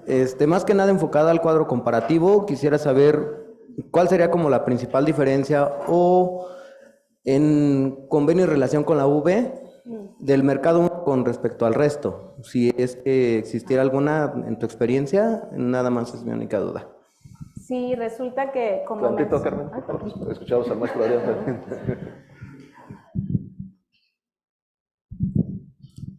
Excelente presentación sobre los mercados ahí de Veracruz. Solamente para una sugerencia para complementar en la parte de la línea de historia, en la genealogía de los mercados, hay una iniciativa a partir del 2021 de la CEDARPA que debes de conocer a través del impulso de escuelas campesinas y los mercados de consumo solidario, que es como la finalidad última. Ahí más que intercambio con dinero, se va a la parte del trueque, del cambio de mercancías. Entonces yo creo que solamente para que complementar esa parte y tal vez contemplar, porque son más de 500 escuelas campesinas que traemos en el estado y se están impulsando mercados de consumo solidarios regionales. Gracias. Está Karen y también el doctor Aguilar. Felicidades, Carmen. Solo tengo una pregunta. Dentro de tu análisis incluyes una comparación en cuanto a los controles y reglamentos que tiene cada uno de estos mercados para introducir nuevos productores, para que continúen trabajando y qué tipo de productos pueden aceptar.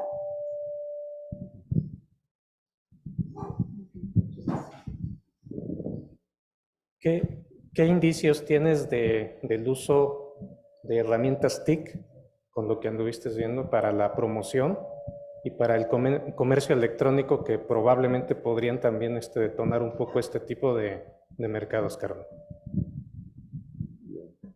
Adelante, Carmen, ahora sí.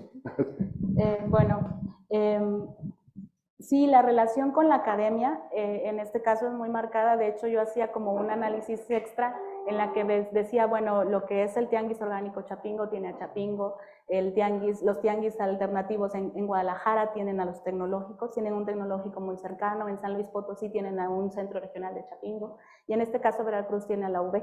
Entonces, esta relación con la academia es muy fuerte en la parte de su surgimiento, y esto del mercado 1 es de los que surgieron hace 20 años con el movimiento de mercados orgánicos. Entonces, es por ello que tiene mucha vinculación con la UB.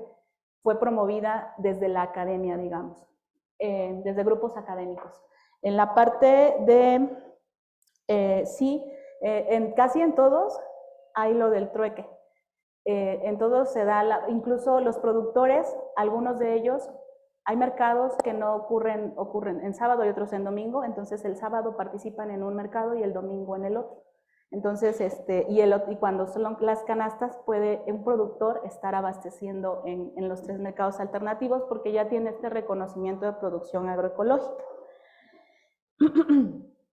La reglamentación, sí ellos tienen, se ven, el ingresar como productor lo limitan en los que están muy bien establecidos en un espacio físico por la dimensión del espacio. Aún así, les tienen ya sus estatutos y sus reglamentos internos para la aceptación de productores. También hay carta de compromiso. O sea, los 3 primeros considero que son los más organizados en cuanto a la reglamentación. Por ejemplo, solo recibe a los productores que tienen que darse de alta en el municipio. No, precisamente y este es es algo que lo que han cuidado los 5, el ambulantaje, ¿no? Como son espacios abiertos, también se presta que alguien más pueda llegar a vender. Entonces, es por eso que han creado estas herramientas para su ingreso. Y lo de la parte del comercio electrónico, sí, hay como encontré como 2 posturas con los expertos, o bueno, esto lo retomé de la parte en las entrevistas a expertos. Ellos sí están a favor del uso de las TIC, inclusive el esquema de canastas funciona pues a través de WhatsApp. Uno de los mercados, de aquí, dice, yo sé lo que van a vender mañana, el organizador, porque en el WhatsApp me comento con los productores que asisten ahí y ellos me dicen, mañana llevamos esto y esto. Entonces existe ya el uso de esas herramientas, lo ven como algo bueno, pero todavía está en ese proceso, todavía no lo tienen tan dominado. Bien, muchas gracias, Carmen. Un aplauso, por favor.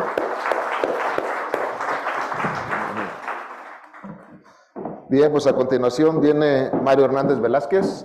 Él está trabajando el tema de los sistemas de producción bovino-leche de la región centro de Veracruz, México, un enfoque multidimensional.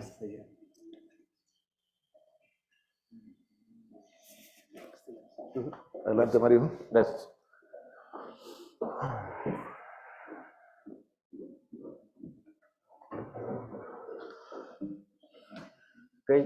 Bueno, buenos días a todos. Gracias, doctor Reyes, por la presentación. Solo me queda decirles que, bueno, el comité está formado por el doctor Fernando Cervantes, la doctora Angélica Espinosa y la doctora Miriam Sabernal. Bueno, como introducción, mis compañeros han mencionado que los sistemas de producción agropecuarios en general, pues están en constante intercambio con factores ambientales, socioeconómicos, tecnológicos, institucionales y políticos. Y todos estos factores pues tienen una influencia en los procesos, en la toma de decisiones y en el desempeño de las cadenas de valor. Particularmente la producción de leche se enfrenta a un desafío mayúsculo, llamado así por algunos autores, que es los cambios en los patrones de consumo de la población, ¿no? Ingerir proteínas de origen vegetal para sustituir, por ejemplo, el consumo de leche, carne, etc. A pesar de esto, en el mundo se presenta un incremento sostenido de la producción de leche desde 1961, igual a 1.45%, de acuerdo con datos de la FAO.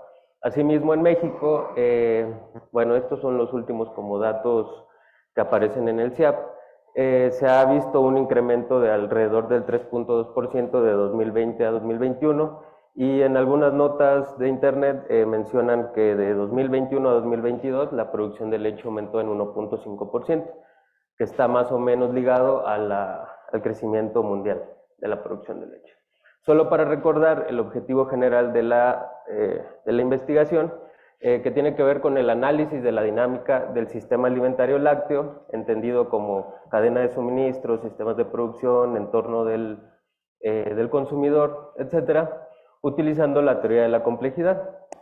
Esto para poder diseñar estrategias o hacer sugerencias de política que aborden a los sistemas más allá que solo la suma de las partes. Por lo tanto, el primer objetivo que abordamos, y que ya también se obtuvo alguna información para el siguiente capítulo, tiene que ver con identificar, caracterizar y clasificar a los productores de leche, cómo son sus sistemas y los subsistemas que surgen a partir de la producción de leche, haciendo énfasis en 4 dimensiones que son la social, económica, productiva y técnica, entendiendo técnica como algunas prácticas que sí adoptan o no adoptan y que hay de diferente en el sistema de producción de leche como tal.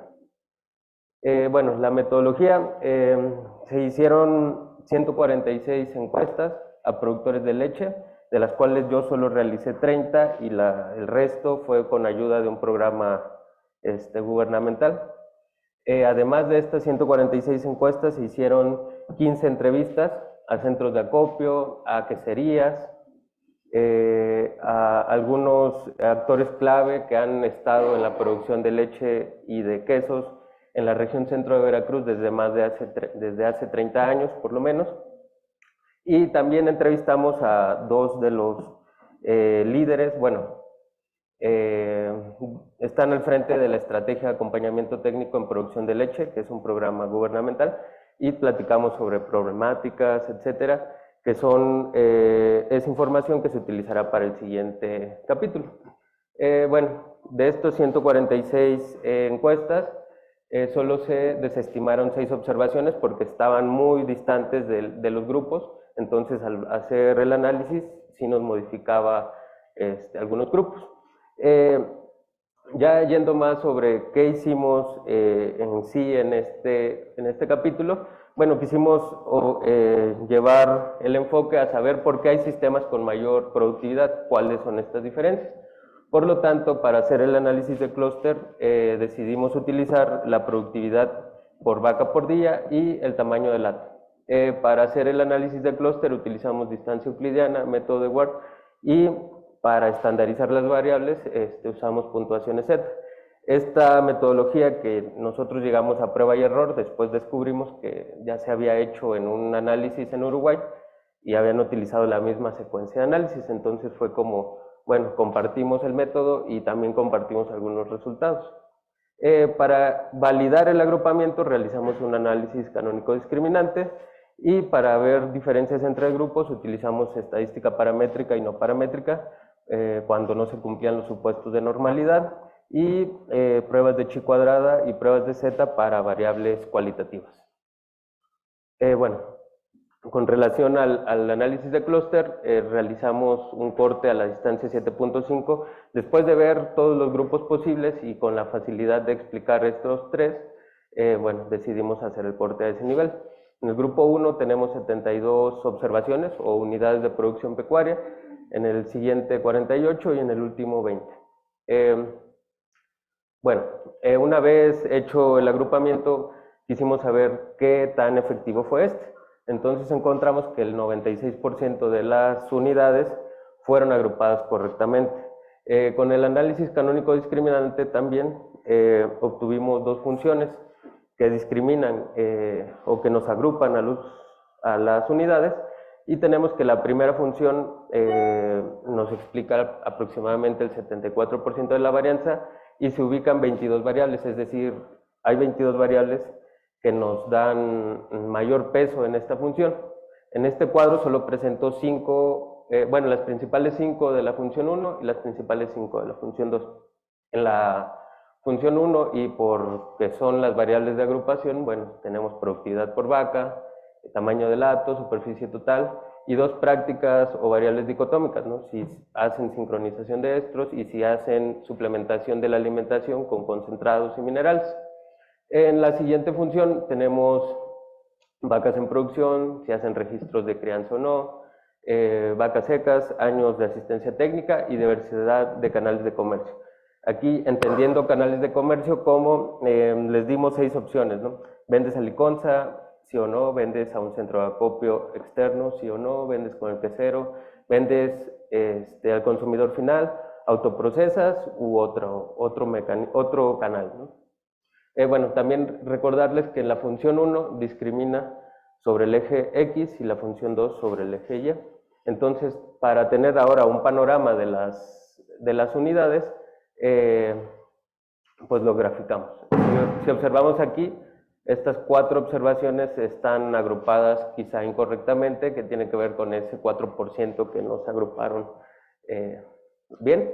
El halo que aparece, bueno, la sombra agrupa el 95% de las observaciones, entonces podemos observar que los especializados, denominados porque tienen mayor producción con menor superficie y con menor número de lato, bueno, están más dispersos, al igual que los semi-especializados. Esto es porque llamados de esta forma, porque bueno, tienen menor número de vacas, han recibido menor tiempo de asistencia técnica y solo venden a un tipo de canal. Y cosecha de leche es para el último grupo, es un término que se utiliza coloquialmente en Uruguay, en Argentina, para hatos en donde no hay mucho manejo, sino que se dejan libres, ¿no? Entonces nada más llegan y cosechan leche en las mañanas, una ordeña y listo. ¿Vale? Son unidades que presentan una menor productividad, tienen mayor número de vacas y además tienen una superficie extensa. Bueno, ahora voy a presentar este cuadro, bueno, un mapa de calor, donde observamos diferencias entre grupos de variables dicotómicas, ¿sale? Este lo leemos verticalmente, de abajo hacia arriba. Abajo tenemos a las variables, por ejemplo, la primera es el género. El género no fue estadísticamente significativo entre los 3 grupos. El primer grupo en el recuadro gris es el especializado, el amarillo es semi-especializado y el último es el azul con cosecha de leche. No hubo diferencias y si notan en la primera columna no hay tanta variación de color, ¿no? Aquí lo que significa el color azul es no, o sea que no realizan esa práctica, en género femenino y en tipo de ordeña sería manual, ¿vale? Al contrario, el amarillo significa que sí hacen o no una práctica, que son del género masculino y que realizan una ordeña mecánica, ¿sale? Okay. Bueno, la primera es el género y no hubo diferencias estadísticamente significativas. La siguiente y una variable muy importante es la suplementación mineral, que es mineral y de concentrado, ¿sale? En esta variable sí hubo diferencias significativas. En el último grupo, el cosecha leche, solo el 15% de los productores afirmaron tener un suministro de concentrados y de minerales. En el siguiente grupo, el 39%, sería el amarillo, representaría aquí el 39% que sí realizan esa práctica, y el último grupo, el especializado, el 94% de ellos afirmaron utilizar esta práctica, ¿vale? Otra variable quizá importante es esta, si venden a liconza o no. Aquí casi todos los del grupo cosecha leche pagan a liconza. ¿Y cómo podemos estar seguros de esto? Bueno, reciben pago por calidad, ¿sale? Todo eso en amarillo es que reciben un pago por calidad relacionado con que venden a liconza. Al contrario de los otros grupos, el semiespecializado y especializado, pues tienen una mayor diversidad, ¿no? Aparte de vender a liconza, también pueden vender al quesero, etc. Y al último, bueno, tenemos estas 3 variables que si venden al consumidor final, si autoprocesan o si venden a un centro de acopio externo, pues no hubo diferencias estadísticamente significativas y bueno, notamos que la mayor proporción no vende en este tipo de canales.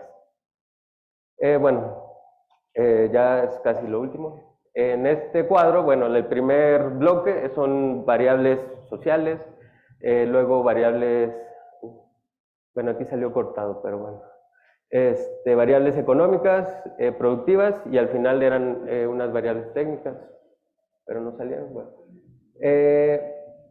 En esto solo encontramos que no hay diferencias estadísticas en la escolaridad, ¿sale? En las demás encontramos diferencias estadísticas. Una diferencia importante es la asistencia técnica, ¿okay? El grupo especializado aseguró tener haber recibido mayores años la asistencia técnica. También notamos que la productividad de los grupos, del grupo 1 denominado especializado es mayor hasta a la media nacional y mundial, ¿no? Después tenemos que lo que les mencionaba, las vacas en producción, el grupo cosecha leche tiene muchísimas vacas, 23 en ordeña, mientras que los grupos más especializados y con mayores producciones tienen alrededor de 10, entre 10 y 11. ¿Vale? Bueno, conclusiones. Nuestros hallazgos, muestran que los sistemas de producción especializados coinciden con lo que hemos encontrado en la literatura, ¿no? Un mejor índice de maquinaria y equipo, mejores prácticas de manejo, mayor diversificación, o sea, no solo venden en un tipo de canal, y todo esto con el menor uso de los factores de la producción, ¿sale? Superficie y tamaño del hato principalmente.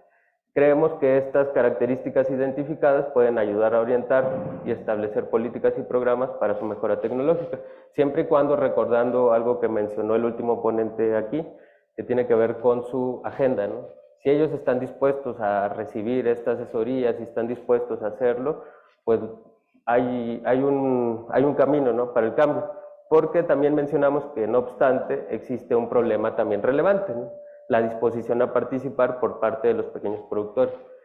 Un problema que también pudimos observar era pues esto de que queríamos hacer la investigación, y si no iba el técnico del programa con nosotros, a veces los productores decían que no. Entonces sí nos tardamos un rato en recorrer esas 30 observaciones que yo hice, esas 30 encuestas, porque hacíamos 5 por día en lo que nos trasladábamos. Entonces estuvimos aproximadamente 2 semanas buscando quiénes sí querían participar, porque al final, les digo, la disposición a participar no era la mejor por parte de ellos, ¿vale? Y bueno, eso sería todo. Gracias por su atención. Gracias, Mario.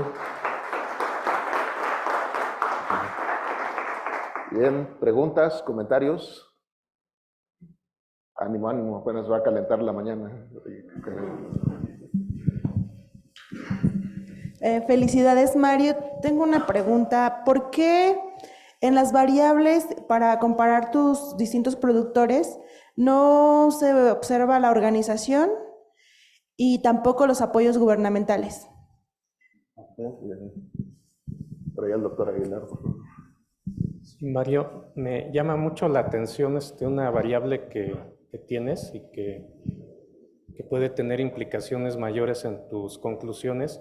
Estás midiendo la asistencia técnica en años, y eso es algo muy interesante. O sea, no solo si tiene o no tiene, sino cuántos años ha tenido la asistencia técnica. Y probablemente, por las diferencias estadísticas que nos enfatizabas en tu presentación, podría repercutir en tus conclusiones de manera importante. O sea, te pediría que lo reflexionaras, no para ahora, sino para quizás en tu documento de artículo. Ahí el doctor Enrique también, por favor. Sí, Mario. Quisiera que también pudieras explicar un poco las diferencias en los grupos. Hay una diferencia muy marcada en la productividad, pero ¿qué tanto también podría deberse a tipos raciales en esos categorías que tienes, ¿no? A la genética me refiero del ganado, que también podría expresar la diferencia en producción de leche. Gracias. ¿Alguien más? El doctor Ocampo, por favor. Uno de los trabajos más interesantes que tenemos en el CIESTAM es alrededor de la producción de leche y derivados. El trabajo, creo que un trabajo emblemático es el trabajo de la tesis de Fernando Cervantes. Fernando Cervantes analiza los grupos de productores a nivel nacional, las regiones productoras, y digamos, La Laguna, los Altos de Jalisco, Chiapas, etcétera, ¿no? Y se centra en los Altos de Jalisco por una decisión familiar. Además tiene mejor información ahí. Y una de las cuestiones que encuentra es que vemos todas las iniciativas de los grupos de productores, etcétera, pero cuando se aprecian las estrategias de las grandes empresas transnacionales, borran todo ese esfuerzo de los pequeños, sobre todo de los pequeños productores, los borran, los subordinan a los medianos y a los grandes productores, pero borran a los pequeños productores. Fernando le llama las cántaras vacías. No sé si en tu trabajo en Veracruz incluyes esa estrategia de las grandes empresas lecheras por controlar el mercado y cómo lo están desarrollando. Gracias. Bien, ¿alguien más? El doctor Leos Correa Beto, por favor.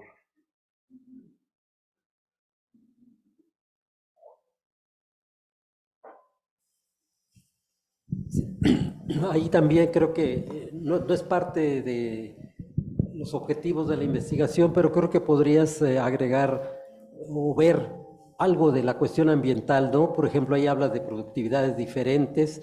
Puede ser que un tipo de productor de vacas, de pequeños productores, sean menos productivas, pero a lo mejor el daño al ambiente es menor, a lo mejor emiten menos metano esas vacas, en fin, son costos que van a tener que ser considerados de aquí en adelante, ¿no? No solo lo productivo, sino, bueno, no solo cuántos litros de leche doy, cuántos kilos de carne produzco, sino el contenido de algún gas de efecto invernadero en cada kilo o en cada litro, y entonces ahí tendrías que elegir entre la productividad o mayor producción, ¿no? Nada más. Okay.